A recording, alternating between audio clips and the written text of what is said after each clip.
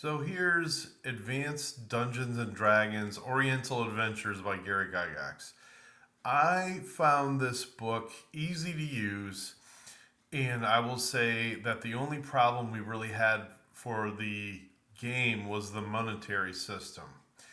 And we had to kind of dabble a little bit to get the monetary system the way we wanted it to. I'd like to find that for you, but I haven't really dug through those boxes yet after my move. So, this is what I like about the game. So, forget the preface and all that stuff. And yes, the books are kind of janky when it comes to the glue and everything. They're old. But if you look at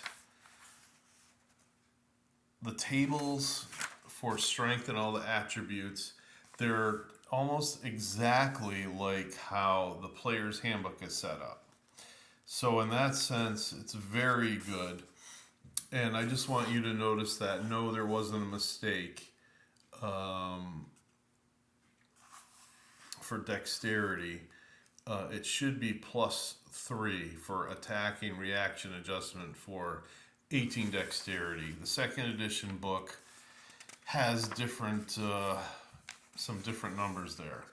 So the character races and classes, I want to say that we played for about a year and a half to 2 years, and they kind of made up some rules saying that you shouldn't transform into your animal form for, I think it was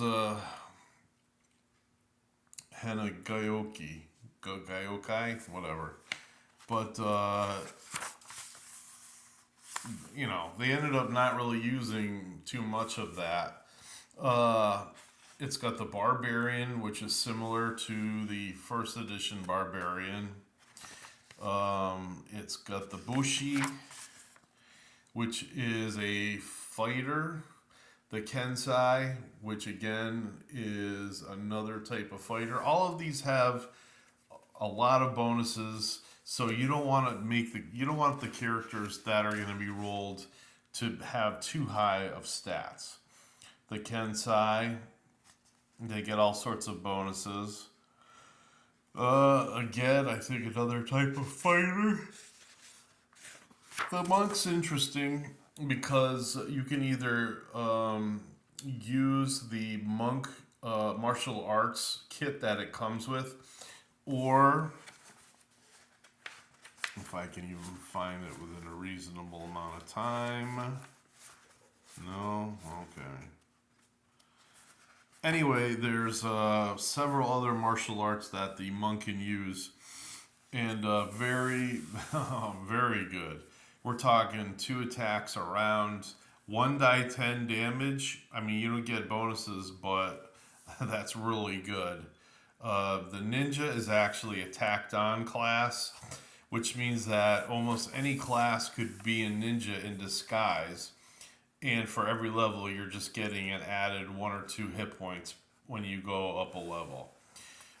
It also it also makes it exceptionally hard to go up a level. Sorry, it's very late. There's the capabilities. You've got all the things that thieves can do, and you get to tightrope walk, pole vault. You can fall like a monk, escape bonds and stuff like that, and of course you get the backstab bonuses. The samurai is probably the best class in the game, of course, because each round he can do like a yell, and when he does this, he has 1800 strength for that round. So not only onto hit and damage bonuses. So yeah, he is a heavy hitter in the game. Also, I'll get into that later. He gets a lot of honorary bonuses. Shukenja, which I think is the cleric type in the game. They have the ability to detect and to fight spirits, And you don't really want to go 100% by the book. It mentions something like they cannot kill, they they don't get experience points the same way the other characters do. I, I took that with a grain of salt a little bit there. The Shohei, uh, well, I don't even think we use this character class. What spells do they use? Oh, they're warrior monks, religious soldiers who protect large monasteries. All right. The Wu Gen is a wizard type, and they have different spells from other editions, so that was a lot of fun. I didn't play when I was the dungeon master. The Yakuza, which is a little bit involved, there's a lot on it. He doesn't have some of the thieving abilities that you would like because they're considered inner city thieves, and they give you, all the multiple attacks and everything. And they talk a little bit about alignment related to these classes. The languages I thought were a little slim. I used the languages that were in Karatur, which almost, it was a second edition product, really.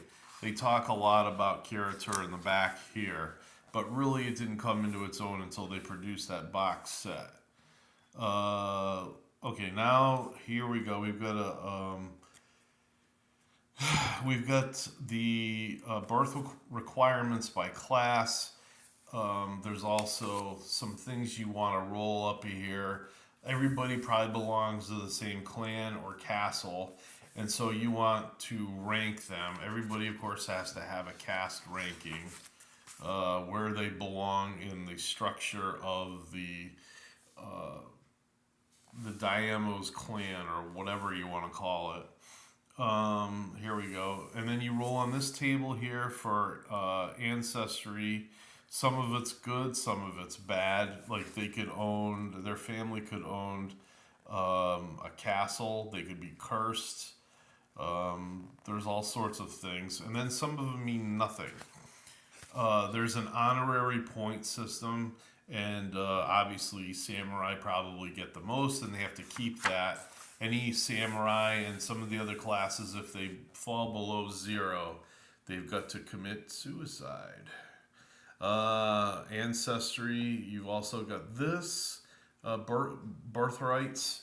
All right, and then we talk a little bit about the honor. You click these off every time the player character goes on a mission or does something, and his honor can go up and down. Again, they're trying to keep their honor up there. It's got several uses in the game, one of which is how others treat you back. You could be the ugliest puss, but if you have lots of honor, people will bow to you. They can automatically sense whether you're better than them. Money and equipment. Here's the monetary system right here, and it was confusing. I decided to change it to the way we wanted to do it. It's got an excellent armor, weapons, and regular items tables right here.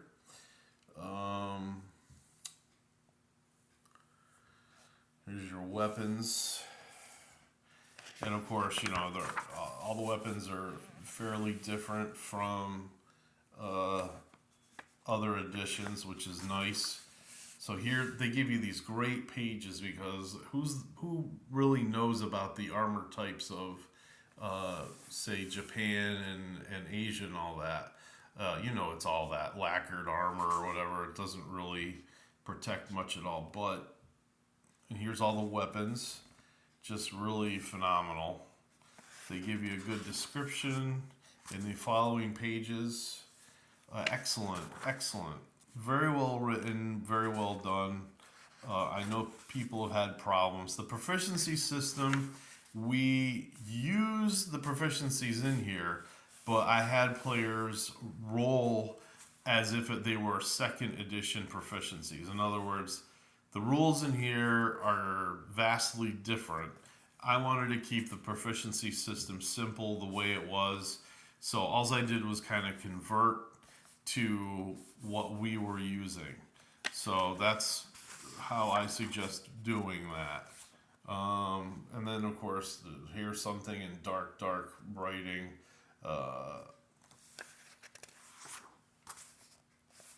Here's all the spells, just like in the player's handbook. The book is very well mapped out as far as, you know, it looks like the player's handbook, only it's just a little bit different. And then at the back, we've got kind of the appendices. We got combat, just they want to talk to you about how you should describe the combat and all that. Initiative, again, I use the die 10 system. I dislike ties, so we try to keep it, you know, at least as much as we can. They talk about unhorsing. Okay, now, here's something where, like, say the samurai, they can stare each other down and they can do what is called a psychic duel, which has nothing to do with psionics. But they basically make a roll, and the one that fails, he can either withdraw, or if he decides to fight after that, he gets a penalty. The martial arts system, it's something that you as a dungeon master will have to work on a little bit. I made my own sheets and my own styles of martial arts, and it worked really well. The players were happy. And then for special maneuvers of martial arts, they talk about each one. Some of them have penalties if you fail to execute a maneuver, but all of them are excellent. And then in the back, they talk a little bit about the calendar, what's some of the things that might be going on in your campaign. You know, there's earthquakes, there's taxes, there's everything. Let's see. They've got encounters. Of course, I recommend getting some of the more second edition monster books.